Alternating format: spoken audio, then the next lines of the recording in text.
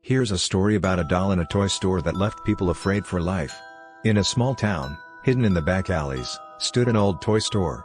It used to be a popular place where parents bought toys for their children. But over time, people stopped going there, and the store owner lost his clientele. Nevertheless, inside the store was one of the most beautiful and expensive dolls you have ever seen. The doll had golden hair and eyes that looked straight into your soul.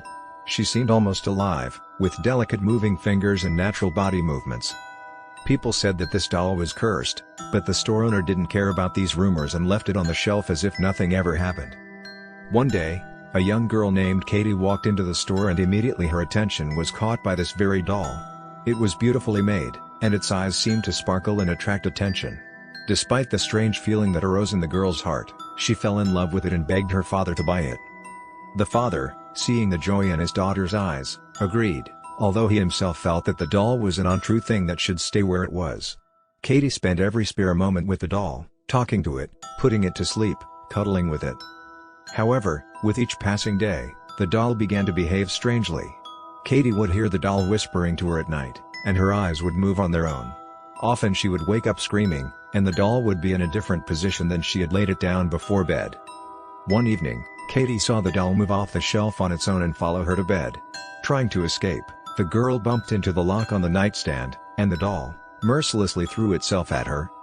When her father ran into the room, the doll was on the floor, and Katie lay inert, with a deep cut on her neck. Since that day, the toy store has been closed from the summer, and the doll remained in the shelf where it was displayed. People who had the opportunity to enter the store said they felt a strange, disturbing presence when they looked at the doll. After many years, the toy store was bought by a new owner, who decided to renovate it. When workers began to dismantle the shelves on which the doll had stood, they found it almost intact.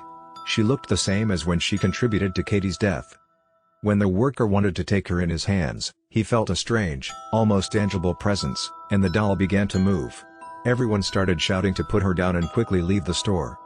From that day on, the toy store became a legend in the city, and the doll was an object of fear and legend. People said that whispers and screams of Katie crying can sometimes be heard, and the doll still remains in the store, waiting for the next person to take the risk to take her home.